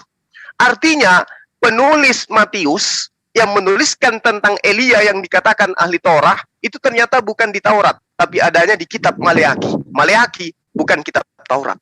Ini kesalahan fatal, membuktikan bahwa yang dituliskan Matius tentu bukan firman yang diterima dari Yesus, karena Yesus tidak mungkin memberikan sebuah data yang tidak akurat. Yang kedua, Markus. Markus di dalam Markus 1 nomor 2 mengatakan seperti ini. Seperti ada tertulis di dalam kitab Nabi Yesaya. Lihatlah, aku menyuruh utusanku mendahului engkau, ia akan mempersiapkan jalan bagimu. Subhanallah. Ketika dicari di dalam kitab Yesaya, ini tidak ditemukan. Tapi di mana ditemukan? Lagi-lagi ditemukan di dalam kitab Maleaki. Kitab Maleaki bukanlah kitab Yesaya. Membuktikan bahwa lagi-lagi Markus bukan pengikut Yesus dalam arti kata sebagai penulis yang menuliskan berdasarkan data yang diterima dari Yesus. Yesus tidak mungkin memberikan data yang tidak valid. Maka diterangkan Markus, Nabi Yesaya katanya, tetapi ternyata pembuktian di lapangan adanya di kitab Maleaki. Matius, Markus gugur sebagai penulis firman Tuhan yang diterima dari Yesus. Sekarang kita masuk ke Paulus. Apakah Paulus ini juga menerima dari Roh Kudus? Kita lihat. 1 Korintus 14 nomor 21. Dalam hukum Taurat ada tertulis. Nah, lagi-lagi dikatakan, dalam hukum Taurat ada tertulis. Kata siapa? Kata Paulus. Kita lihat nanti. Oleh orang-orang yang mempunyai bahasa asing, orang-orang yang memiliki bahasa lain, dan oleh mulut orang-orang asing, aku akan berbicara kepada bangsa ini. Namun demikian mereka tidak akan mendengarkan aku. Demikian firman Tuhan. Ini tertulis di hukum Taurat menurut Paulus. Kita cek. Apakah betul tertulisnya di kitab Torah? Pembuktiannya kemudian ternyata tertulisnya di kitab Yesaya. Kitab Yesaya dan kitab Taurat itu beda. Yesaya 28 nomor 11 sampai nomor 12, sungguh oleh orang-orang yang berlogat ganjil dan orang-orang yang berbahasa asing akan berbicara kepada bangsa ini, dan dia telah berfirman kepada mereka, inilah tempat pemberhentian, berilah pemberhentian kepada orang-orang yang lelah, inilah yang peristirahatan, tetapi mereka tidak mau mendengarkan. Jadi yang datang kepada Paulus juga bukan Yesus, bukan Roh Kudus, tetapi lihat sendiri. Dia katakan tertulis di Torah, tapi ternyata tertulisnya di kitab Maleaki. Markus, Matius, Paulus gugur. Coba kita lihat lagi Yohanes dan juga siapa yang belum? Markus dan Lukas. Di dalam Markus, di dalam Yohanes 18 nomor 31 dan 32 dan Lukas 24 nomor 44 sampai 46, katanya Yesus harus dibunuh, dihakimi menurut hukum Taurat. Tapi tidak ada ditemukan di dalam hukum Taurat tentang Yesus harus dibunuh. Ya, tidak ada diterangkan bahwa dia harus bangkit pada hari ketiga di dalam kitab Taurat. Tidak ada. Sampai kapanpun tidak akan ditemukan itu. Tapi ternyata ditemukannya justru adanya di dalam kitab Yohanes 3. Ya, nomor 14 sampai nomor 19. Kitab Yohanes itu bukan Taurat. Oleh karena itulah kemudian Lukas, Markus, Matius, Paulus semuanya gugur menjadi penyampai firman yang diterima oleh Yesus. Pertanyaannya, mana firman-firman yang kemudian diterima oleh Yesus? Ketika dia mengaku, segala firman yang kau berikan kepada aku telah aku sampaikan kepada mereka. Subhanallah. Tidak mungkin kemudian Yesus memberitakan berita yang tidak valid terhadap penulis-penulisnya. Untuk itulah kemudian Al-Quran mengatakan, innal ladina yaktumuna ma anzalallahu minal kitabi wa yastaruna bihi thamanan qalila ulaika ma ya'kuluna fi butunihim illa an-nar wa la yukallimuhumullahu yawmal qiyamah wa la tuzakkihim wa lahum azabun alim. Sesungguhnya orang-orang yang menyembunyikan apa yang telah diwahyukan Allah, yaitu Alkitab, dan kemudian menjualnya dengan harga yang sedikit, harga murah, mereka itu sebenarnya tidak memakan, tidak menelan ke dalam perutnya melainkan api, dan Allah tidak akan berbicara kepada mereka pada hari kiamat, dan tidak mensucikan mereka, dan bagi mereka siksa yang amat pedih. Sedikit lagi saya ingin menambahkan begini. Ketika Al-Quran dikatakan dari segi kemukjizatannya, dari sisi kandungan Al-Quran. Al-Quran mengungkap sekian banyak ragam hal gaib, seperti halnya mengungkap kejadian masa lampau yang tidak diketahui lagi oleh manusia karena masanya yang sudah semakin yang jauh, sudah lama maksudnya. Seperti peristiwa tenggelamnya Firaun, lalu kemudian hari ini ditemukan jasadnya Firaun. Dalam Al-Quran banyak terdapat ramalan-ramalan, cerita-cerita, nubuatan-nubuatan tentang peristiwa-peristiwa yang belum terjadi, tetapi kemudian benar-benar terjadi di dalam sejarah, sebagaimana yang dinubuatkan, misalnya bagaimana Al-Quran meramalkan, menubuatkan tentang kemenangan akhir kerajaan Romawi dalam peperangan melawan kerajaan Persia. Alhamdulillah, itu terbukti adanya. Al-Quran sebagai kitab suci Allah yang terakhir merupakan kitab suci yang lengkap dan sempurna, di mana pokok-pokok, prinsip-prinsip, hukum-hukum, aturan-aturan ajarannya dahulu di dalam Torah, Zabur, Injil telah dibawa juga oleh Al-Quran. Bahkan dalam bentuknya yang jauh lebih sempurna. Padahal baginda Rasulullah Muhammad SAW tidak ngerti bahasa Ibrani, tidak tahu bahasa Yunani, tidak tahu bahasa Aramaik, tapi dia mampu menjabarkan kemudian tentang kitab-kitab terdahulu. Kalau ini bukan wahyu Allah, maka mustahil baginda Rasulullah Muhammad SAW bisa menukilkan, menyampaikan berita itu dengan sempurna. Karena itulah kemudian wa makana hadzal Qur'an ayyuftara min dunillah walakin tasdiqal ladina baina yadai wa tafsilal kitaba la raiba fi min rabbil alamin. Tidak mungkin Al-Qur'an ini dibuat oleh selain daripada Allah, tetapi Al-Qur'an membenarkan kitab-kitab yang sebelumnya dan menjelaskan hukum-hukum yang ditetapkannya, tidak ada keraguan di dalamnya, diturunkan dari Tuhan semesta alam. Itulah Quran. Karena itulah kemudian saya katakan bahwa saya mohon maaf kalau kemudian Al-Quran menceritakan tentang perihal masa lampau, bagaimana orang-orang terdahulu menuliskan kitab, lalu kemudian mengatakan itu dari Allah, padahal mereka hanya menuliskan berdasarkan hasil penyelidikan. Wailul lilladzina yaktubuna al-kitaba bi'aidihim tsumma yaquluna hadza min indillah liyastaru bihi thamanan qalila. Demikian sementara. Silakan. Ya. Silakan ditanggapi Pak Martin. Ya. Jadi tadi kira-kira berapa kali putaran lagi saling menanggapi Bang Juma? Ini sudah saya kira terakhir ya. Terakhir Okay. Saya kalau Bang Juma mau menambahkan silakan. Tapi saya kira ini terakhir karena kita sudah bicara semua kok. Ya. Ya. Jadi saya mau jelaskan tanggapan daripada Bang Juma tadi bahwa penolakan terhadap apa yang ditulis di dalam Injil itu, bahwa tidak benar bahwa di dalam Taurat tidak ada segala macam. Ini masalah keyakinan. Kalau kita bicara itu tentu agak panjang lama ya. Tetapi masalahnya di sini kita percaya apa tidak yang ditulis di dalam Injil. Itu persoalannya. Kalau memang kita sudah tidak mau percaya, bagaimanapun ya kita akan tolak. Seperti Bang Jumat tadi, tidak ada di Taurat tapi ada di Maliaki, itu berarti salah, kok gugur gitu. Nah itu tidak ada masalah, karena kan sifatnya Anda tuh cari-cari kesalahan kelemahan saja, begitu loh. Ya, jadi di situ persoalannya. Tapi kita yakin bahwa apa yang disampaikan di Injil itu tidak salah, karena mereka ini orang-orang pilihan, orang-orang yang spesial sudah untuk penulisan itu.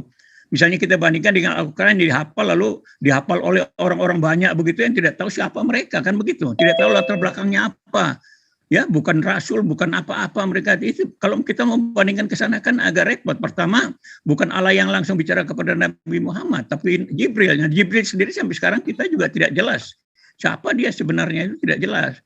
Lalu dihafal itu hafal bukan hafal sesuatu yang berlawanan dengan apa yang kalau bilang kitab yang terdahulu semua ditolak.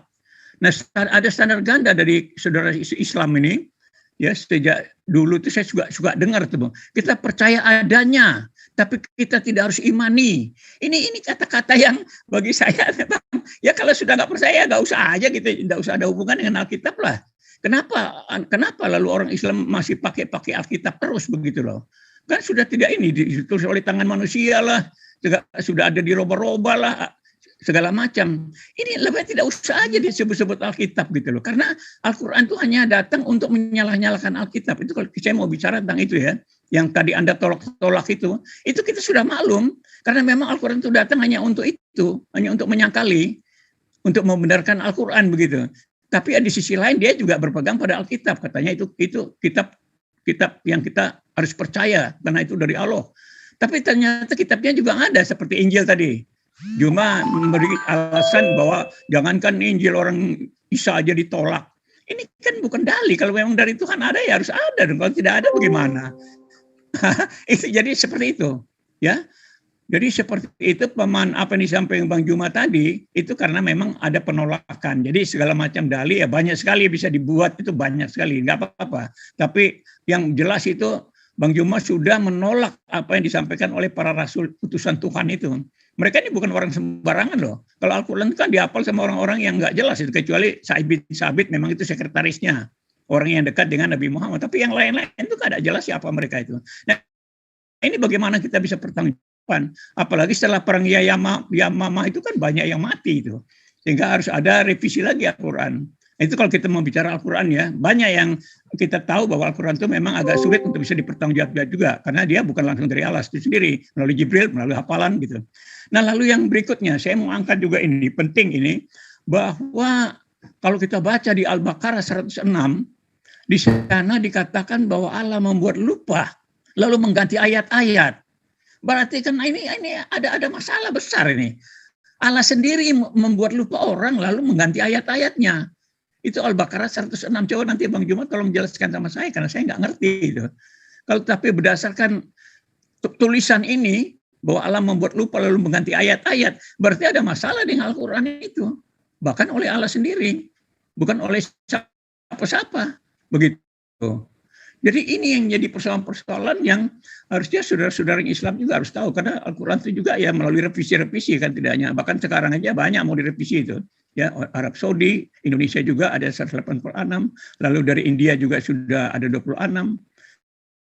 Gitu. Jadi seperti ini. Nah, di dalam Al-Baqarah 106 tadi dikatakan bahwa Allah membuat lupa lalu mengganti ayat-ayat yang lebih baik gitu. Nah, ini tolong nanti dijelaskan. Lalu yang keduanya, kalau kita baca di surat Yunus 94, nah di situ dikatakan kepada Nabi Muhammad, kalau Nabi Muhammad ragu itu tanya kepada orang yang diberi kitab. Nah ini berarti kan tidak sempurna itu apa yang diterima oleh Nabi Muhammad itu tidak sempurna. Sehingga dia kalau dia ragu-ragu, dia tanya pada orang yang diberi kitab. Ini 2 ayat bagi saya menjadi satu pertanyaan besar Bang Juma. Kenapa ada ayat seperti itu? Allah merubah ayatnya Al-Qurannya sendiri dirubah. Berarti ada kesalahan kan? Allah sendiri salah menyampaikan. Keduanya, nabinya sendiri, Nabi Muhammad. Saya harap Pak Martin jangan menyimpulkan dulu ya. Sorry. Silahkan bertanya, karena kan ini terakhir.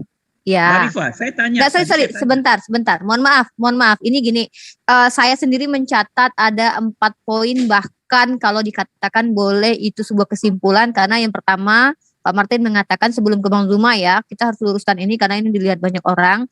Allah membuat lupa. Nah, narasinya apakah seperti itu atau bagaimana? Tentu ada penjelasannya dan izinkan kami umat Islam yang menjelaskannya, bukan Pak Martin yang menyimpulkan. Satu, nanti kita bahas itu. Yang kedua, ayat Al-Qur'an direvisi ya, itu 2 juga subhat bagi kami. Itu sudah kesimpulan yang bahkan kita harus tahu apakah benar ayat Al-Quran itu yang direvisi atau bagaimana. Ini harus dijelaskan juga. Kemudian penghafalnya tidak jelas, 3 poin.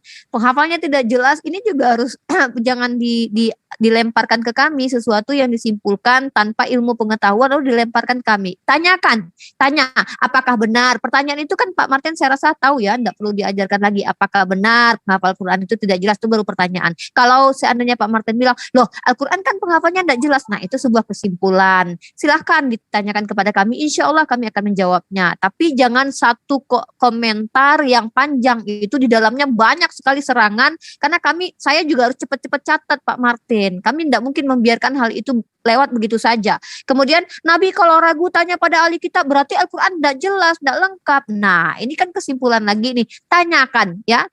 Karena kata saya dengar dari Bang Zuma, Pak Martin tidak suka didebat dan tidak suka justru dikomparasi. Nah ini justru salah nih Bang Zuma nih. Tadi saya konfirmasi Bang Zuma loh, ini banyak nih Bang poin-poin Pak Martin yang ini. Kata Bang Zuma apa? Di Japri saya, Pak Martin tidak suka diserang. Tapi Pak Martin yang menyerang nih. Ini mohon maaf nih terakhir. Tapi Pak Martin yang menyerang. Bertanya, Anda jangan bikin bilang begitu dong. Saya tanya nanti. Nah, makanya saya luruskan biar tidak terjadi kesalahpahaman. Kalau pertanyaan itu kan, mohon maaf. Pertanyaan itu kan begini.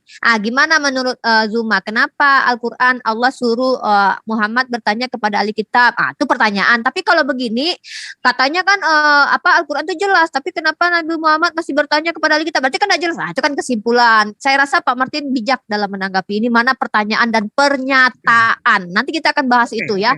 Oke, silakan lanjut Bang Pak Martin. Ya, silakan.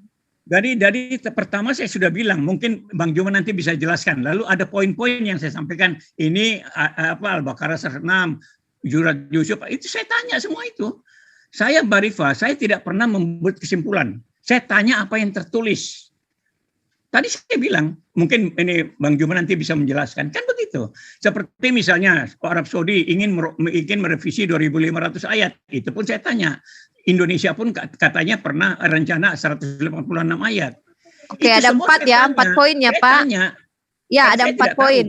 Apa mau ditambah lagi? Karena biar takutnya Bang Zuma nanti nggak catat semua, saya yang catat di sini untuk mengingatkan kembali. Karena ketika Pak Martin menyampaikan argumen yang kata Pak Martin terakhir, ini justru banyak sekali yang harus ditanggapi. Jadi mana dulu yang paling ini? Ada 4 tadi yang saya catat. Bang Juma bisa jelaskan lagi. Kan saya minta penjelasan Bang Juma. Jadi ini terakhir. Yang mana dulu nih? Ada 4 nih soalnya.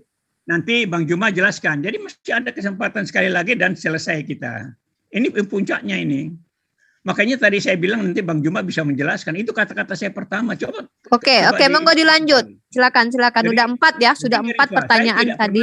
Pikiran seperti itu ya. Tadi kalau Anda perhatikan Bang Juma tadi, ini sudah gugur, sudah salah karena tidak ada di Taurat. Anda itu kan kesimpulan. Itu kesimpulan Juma justru kan. Ya, silakan dilanjut saja. Silakan dilanjut Pak Martin. Biar nanti biar Bang Zuma menanggapi. Silakan. Rifah jangan begitu dulu karena saya ini berdasarkan apa yang disampaikan Bang Juma tadi kan dia tolak semua kan tidak, saya boleh dong kalau saya sampaikan juga boleh, bahkan saya bertanya. Iya, tidak masalah. Silakan. Saya mengingat ada 4 poin ya, saya sudah catat 4 poinnya. Saya tidak akan membiarkan poin itu berlewat begitu saja. Silakan lanjut Pak Martin. Apa masih ada lagi nih? Atau bagaimana? Silakan Bang Zuma menanggapi, silakan. Ya, tunggu.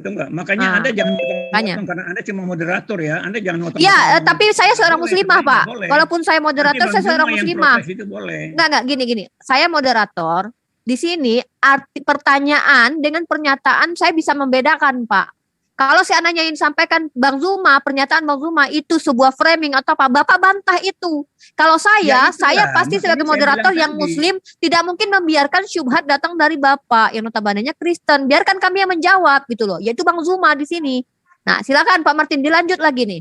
Ini yang saya katakan. Oke, lanjut. Jadi Anda nggak usah terlalu ngajar saya terlalu lebih pintar dari Anda soal begini. Iya, silakan Pak Martin yang pintar, silakan. Tadi kan diawali oleh Bang Juma sendiri, ini tidak ada di Taurat, ada di Malaiki, ini sudah gugur semua. Itu kan pernyataan.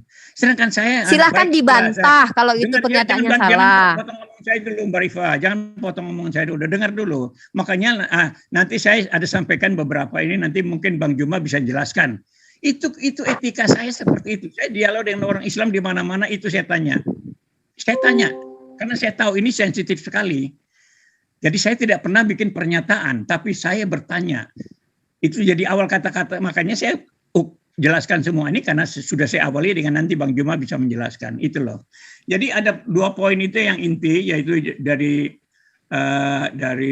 Al-Baqarah 106 dan surat Yunus 94, itu yang saya ingin mendapat penjelasan. Karena tadi Bang Juma juga bilang bahwa Alkitab itu tidak bisa dipertanggungjawabkan segala macam, itu banyak itu. Makanya sekarang saya juga mengimbangi bahwa kalau memang Alkitab sudah nggak benar ini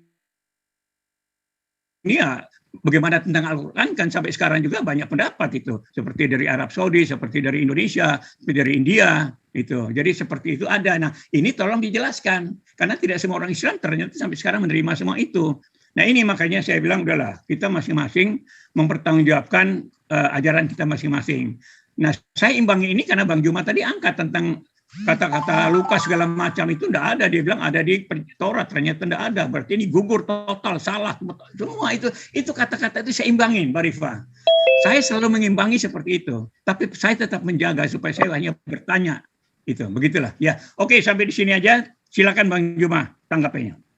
Oke, silakan Abang Juma tanggapi apa yang disampaikan Pak Martin. Baik, makasih banyak.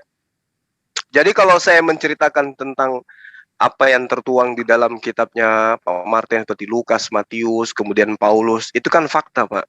Bisa kita lihat, ada gitu loh.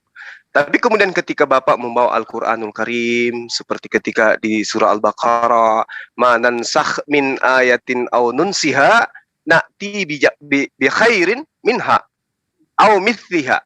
Jadi di sini diterangkan ayat yang kami batalkan atau kami hilangkan dari ingatan, pasti kami ganti dengan yang lebih baik atau yang sebanding dengannya. Yang membatalkan di sini siapa? Manusia atau Allah sendiri? Ya Allah. Apa bedanya, Pak, ketika dibatalkan kemudian begini?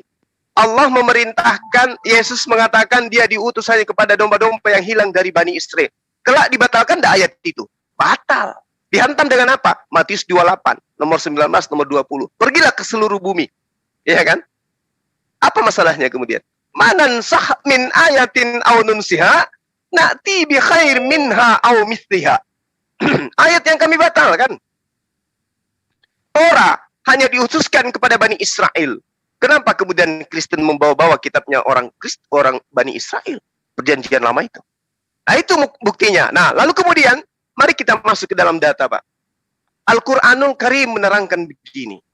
Ya ayyuhan nabiyyu harridil mu'minin alal qital iyyakum minkum isyrun sabiruna yaghlibu mi'atain wa iyyakum minkum mi'atun yaghlibu alfam minal ladina kafaru bi'annahum qaumun la yafqahun. Datanya jelas. Wahai Nabi, kobarkanlah semangat para mukmin untuk berperang. Jika ada 20 orang yang sabar di antara kamu, niscaya mereka dapat mengalahkan 200 orang musuh. Dan jika ada 100 orang yang sabar di antara kamu, niscaya mereka dapat mengalahkan 1000 orang kafir. Karena orang-orang kafir itu adalah kaum yang tidak mengerti. Lalu kemudian data ini ya diberikan oleh Allah kepada baginda Rasul Muhammad sallallahu alaihi wasallam, disempurnakan penyempurnaannya kemudian dalilnya di ayat selanjutnya. Al-ana haffafallahu ankum wa alima anna fikum da'fa wa iyyakum minkum mi'atun sabiratun yaghlibu mi'atain wa iyyakum minkum alfu yaghlibu alfain biiznillah wallahu ma'as sabirin. Yang tadi, perintah yang tadi itu kemudian disampaikan berulang. Lalu endingnya apa? Sekarang Allah telah meringankan kamu karena dia mengetahui bahwa ada kelemahan padamu. Maka jika di antara kamu ada 100 orang yang sabar, niscaya mereka dapat mengalahkan 200 orang musuh. Dan jika antara kamu ada 1000 orang yang sabar, niscaya mereka dapat mengalahkan 2000 orang yang seizin Allah. Allah beserta dengan orang-orang yang sabar. Yang tadinya memerintahkan memerangi pada masa itu, lalu kemudian diganti oleh Allah dengan kesabaran. Allah beserta dengan orang-orang yang sabar. Apa masalahnya kemudian? Tidak ada masalah di situ. Ini yang dimaksud nazak manzuk. Nah, ini yang dimaksud di dalam surah Al-Baqarah, Pak. Bukan berarti ayat Al-Quran kemudian itu misalnya Alhamdulillahi Rabbil Alamin diganti kemudian. Diganti dengan ayat yang lain. Bukan begitu. Tetapi hukum-hukum yang ada di dalam Al-Quran diwahyukan selama kurang lebih 22 tahun itu mengalami perubahan dinamis sampai kepada penyempurnaan hukum-hukum itu. Itu yang diterangkan dalam Al-Quran. Jadi kalau memang orang tidak memahami Quran, pasti akan berpikir, wah ini ternyata begini. Terus yang kemudian, yang tadi, ada dirubah di Arab, dirubah di Indonesia, dirubah di India. Itu sering kita dengarkan. Dari sejak saya anak TK itu, Pak. Tapi sampai hari ini tidak ada itu. Yang ada adalah perbaikan terhadap terjemahan. Kenapa ada perbaikan terhadap terjemahan? Karena rasa bahasa manusia, saban hari itu berganti daripada rasa dan makna.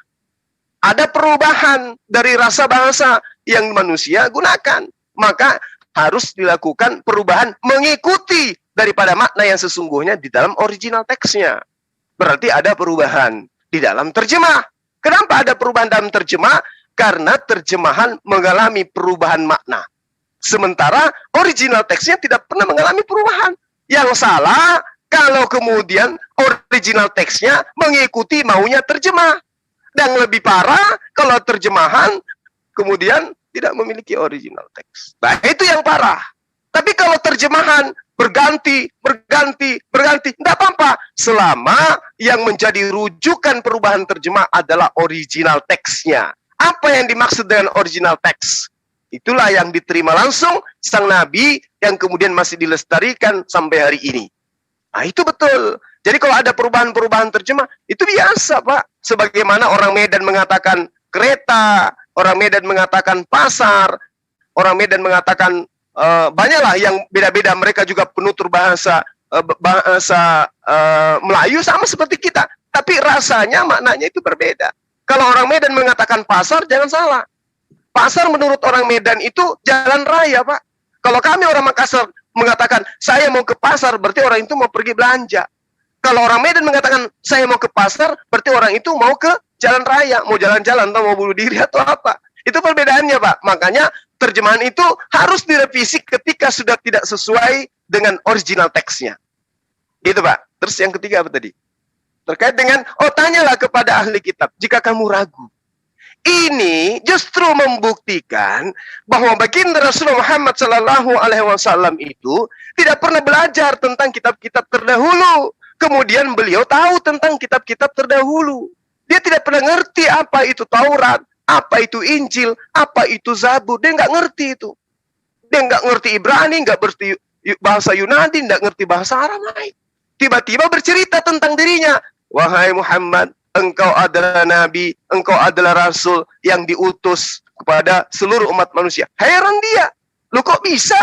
Heran dia kan? Makanya dia ketakutan. Makanya dia diselimutin, karena dia takut. Kok tiba-tiba ada kayak begini ya? Karena dia tidak tahu. Tidak seperti dengan rasulnya orang ngaku dipilih dari rahim ibunya, tapi perilakunya ya tahu sendiri. Tapi beliau memang nggak tahu bahwa saya ini adalah sosok Nabi yang ternyata sudah dituliskan di kitab-kitab terdahulu. Makanya ditanya, wah kalau kamu ragu, tanya kepada orang-orang terdahulu. Bahwa orang-orang terdahulu saya sudah sampaikan akan datang sosok Nabi yang sama seperti Musa.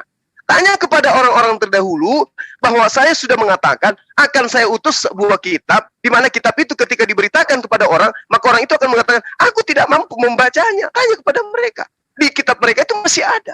Tanya kepada mereka bahwa aku akan menghukum orang-orang yang ketika disampaikan wahyu dari Nabi yang kuutus tidak dengan menggunakan Bismillahirrahmanirrahim. Tanya kepada mereka. Itu ada di dalam kitabnya mereka. Bismi Anoki. Kalau kamu ragu, tanyakan kepada mereka.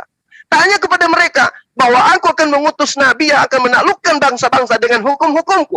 Tanya kepada mereka. Tanya kepada mereka bahwa aku telah menubuatkan akan datangnya sosok yang mengajarkan segala hukum-hukum keadilan dan pengisapan dunia akan dosa. Tanya kepada mereka. Mereka akan jawab itu, bahwa memang ada. Cuman saya ragu, jangan sampai mereka itu tidak mau mengakui engkau. Karena nabi-nabi yang kuutus saja kepada mereka, wa ma ya'tihim min nabiyyin illa, ya, dikatakan bahwa wa ma ya'tihim min nabiyyin kan illa bihi yastahzi'un. Tidak seorang pun nabi yang diutus kepada mereka selain diolok-olok. Semua diolok-olok. Musa diolok-olok, Abraham diolok-olok, Daud diolok-olok. Siapapun yang datang pada mereka pasti diolok-olok. Dan olok-olokannya masih bisa kita temukan di kitab terjemah hari ini. Bahkan ada yang dikutuk di atas tiang salib menurut olok-olokan mereka. Itu fakta, Pak. Jadi kalau ragu, sayangnya baginda Rasulullah SAW itu tidak ragu. Tidak ragu dia. Itulah kebenaran Al-Quranul Karim. Lalu apa yang keempat? Saya lupa tadi. Adinda Rifa? Oh iya, tentang apa namanya, minta saya catat tadi. Yang pertama, Allah membuat lupa. Yang kedua, kemudian ayat Al-Quran direvisi. Kemudian penghafalnya tidak jelas, Bang. Nah, ini dia. Oke, baik. Jadi kemudian kalau Al-Quran itu diterangkan, ya, Al-Quran itu dihafalkan, itu sudah sangat jelas, Pak. Pak Martin, saudara saya mengatakan, oh kita tidak kenal siapa-siapa. Yang kita kenal itu adalah Sa'id bin Sabit. Subhanallah. Mau dikemanakan Mu'az bin Jabal, Ubay bin Ka'ab, Abu Sa'id bin Sakan, mau dikemanakan mereka? Ibnu Mas'ud mau dikemanakan? Salim bin Maqal itu mau dikemanakan? Memang banyak yang meninggal pada saat perang. Betul banyak. Tapi masih banyak yang menghafal. Itu loh Pak. Jadi kalau misalnya Bapak menertawakan ada yang penghafalnya meninggal, tapi faktanya masih banyak yang menghafalkan. Ada Sa'id bin Sabit, ada Abu Bakar, ada Utsman, ada Ali. Mereka masih menghafal. Mereka semua ini tahu Al-Quran. Nah sekarang kalau di masa Yesus siapa yang pernah menceritakan tentang surah-surah Paulus ketika dia bersamaan dengan Yesus? Siapa yang menceritakan karangan Lukas ketika Yesus masih ada? Ada Pak? Nggak ada Pak. Jadi apa yang saya terangkan tadi tentang Matius menerangkan adanya di dalam kitab Torah, ternyata adanya di Maleki, itu bukti kebenaran Pak, otentik itu nggak diragukan. Kalau kemudian Markus mengatakan itu ada di Nabi Yesaya, tapi tidak ditemukan di Nabi Yesaya tertulisnya Pak. Tertulisnya ada di Maleaki. Maleaki dan Yesaya beda. Kalau lalu kemudian Paulus mengatakan tertulis di hukum Torah, ternyata bukan di Torah tertulis Pak. Adanya di Yesaya. Yesaya dan Torah berbeda. Itu data. Makanya saya katakan, saya bukannya mengada-ngada, bukan juga menyerang, tapi menyajikan data yang ada. Gitu loh Pak Martin. Saya kira begitu Adinda Uniripa dan juga Pak Martin. Terima kasih kita sudah berdialog hari ini. Kalaupun misalnya ada yang tidak sesuai dengan keinginan Bapak, saya minta maaf. Saya hanya berbicara sebagai kapasitas saya, apa yang saya ketahui. Kalau ada yang keliru, saya minta maaf sedalam-dalamnya. Kiranya kekeliruan saya itu ke depannya bisa saya perbaiki. Demikian, terima kasih Pak Martin. Baiklah, terima kasih Bang Juma ya. Sama-sama Pak, sama-sama sehat selalu Pak, panjang umur. Oke, terima kasih untuk kedua narasumber ya, Pak Martin juga Bang Juma. Terakhir kalau bisa Pak, saya sarankan Bapak punya channel juga supaya Bapak punya jemaat bisa mendapatkan edukasi dari Pak Martin juga gitu. Iya. Benar Bang. Iya. Oh iya, Bang, Pak Martin, nanti saya jam 4 saya atur lagi ya ini jadwalnya ya. Oke. Iya buat set kedua soalnya ada yang bertanya di sini seru banget ini kayaknya diskusi Bapak sama Pak Martin yang ini nih. Iya. Masalah yang ini. Boleh. Ya, di sini kita sudah sehat, panjang umur. Di sini sudah ada ini juga nih, Bang Luma sama Bang Zion. Di sini sudah ada juga Ustadz Alwan. Kemudian sudah ada juga Don Free. Ada atau dokter. Ingin melanjut apa Dokter Husaima juga. Kemudian ada siapa nih Saksi Yehova. Ada beberapa di sini yang mungkin ingin juga ikut berdiskusi. Jadi itu dia tadi Pak Martin ya, kita close tentang korelasi apa kitab suci dengan agama-agama. Mungkin siapa lagi yang ingin diskusi di sini, kita sapa dulu. Ustadz Alwan, assalamualaikum. Adinda ditutup aja dulu. Saya terima kasih kepada antum semua, kepada netizen. Ya kalau ada kata-kata saya yang kasar gitu atau apapun itu, termasuk saudara siapa? Saya harus menyebut ini, ada yang kritik saya kemarin. Ketika saya berdialog dengan pendeta Josia Lengkong, saya kasar, saya bernada tinggi terhadap orang yang lebih tua dari saya. Saya mengaku keliru, saya maaf. Di situ juga saya minta maaf kok sama beliau, ya. Dan beliau juga sedang mencari jadwal untuk kembali berdialog dengan saya. Anda jangan khawatir, saudara Agus, namanya Agus. Anda jangan khawatir, ya. Islam tidak akan tercemarkan dengan kebobrokan akhlak saya. Kenapa? Karena saya bukanlah cerminan Islam seutuhnya. Agama saya itu tidak bisa diwakili dengan orang. Kalau saya ada keliru, saya ada khilaf, saya ada cacat, itu saya sebagai manusia biasa. Agamaku tidak memiliki cacat. Jadi sahabat saya nggak usah keliru, nggak usah khawatir. Percayalah bahwa kita semua ini terpanggil untuk meluruskan apa yang kemudian menjadi niatan kita. Kalau sahabat saya Agus juga merasa ingin mengambil bagian, silakan. Ya, saya fasilitasi. Mau ke ZCC atau mau ke MMCI, silakan angkat bicara apa yang ingin Anda sampaikan. Anda ingin berdakwah dengan metode sahabat Rasulullah Umar, tafaddal. Abu Bakar, tafaddal. Atau Anda ingin membawa dakwah ini hanya untuk merecoki kami-kami yang ada di dunia apologet, ya itu juga saya persilahkan. Tapi Anda akan menghadapi netizen-netizen saya yang jagoan sekali kayak pahlawan 45. Mereka yang akan mencemooh Anda ketika Anda itu tidak mau mengambil ya betul. Mereka Anda tidak mau mengambil barisan untuk menyampaikan kebenaran versi kita, gitu ya. Jadi ya, Saudara tapi Agus mengkoreksi apa yang sudah kita lakukan. Lebih baik naik ya. Oh, kemudian satu lagi, dia katakan begini, Zuma, kamu itu lucu katanya. Kamu sembunyi menggunakan masker, nggak mau video, tapi fotomu ada di mana-mana tersebar. Saya katakan, semoga yang menyebarkan video saya itu cepat terkenal. Ya, jangan saya yang terkenal, karena saya tidak mau terkenal. Cukup saya terkenalnya di langit. Saya nggak mau terkenal di atas muka bumi ini. Sedangkan saya tidak terkenal aja, saya udah pusing. Ya itu ya, Saudara Agus ya. Kalau ada teman Muslim hari ini yang membawa-bawa foto saya katakan, buat apa? Lah foto Anda lebih ganteng dari saya kok. Pasang aja foto kalian. Boleh mengatakan Bang Suma. Tapi janganlah, kan saya udah sering katakan. Tolong sahabat jangan gunakan foto saya. Please. Jangan. Bukannya apa-apa, bukannya saya takut. Enggak, saya takut kepada siapa? Enggak. Saya cuman mau, kalaupun harus dikenal, nantilah. Jangan sekarang. Nanti juga Anda akan bosan lihat saya. Ya, tapi jangan sekarang. Saya masih dinas, kasihani saya gitu. Saya punya staf banyak yang non Muslim. Mereka akan kaget nanti. Loh kok ini ternyata Bapak yang selama ini kita ngopi bareng, duduk bareng, tidur bareng, makan bareng, bercanda bareng. Oh ternyata dia selalu berbicara tentang kitab saya rupanya. Kan gak enak kayak begitu kawan. Ya, jadi santai, relax. Agus, relax, santai. Ya, saya suka cara Anda mengkritik saya. Tapi saya lebih suka kalau Anda diam. Demikian teman-teman sekalian.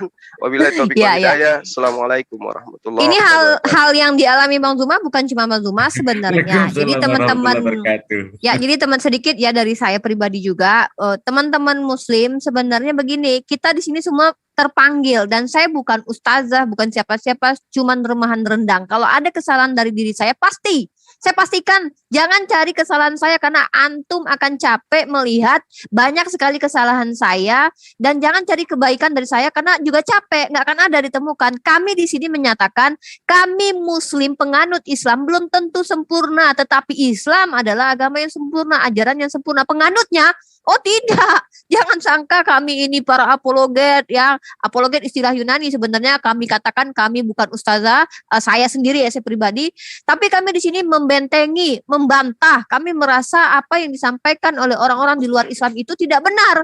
Kami merasa mampu menjawabnya, lalu kami tampil. Nah, toh kalau ketika seandainya kami dianggap benar oleh orang-orang Islam, maka alhamdulillah kita sejalan. Tapi kalau ada dari teman-teman yang mengatakan, wah Bang Zuma begitu, Bang Uniripa begitu, kadang cengengesan, ya inilah kami manusia biasa bukan malaikat gitu. Kalau memang kami salah silakan nasihati, dan kalau antum merasa lebih bisa daripada kami, naik.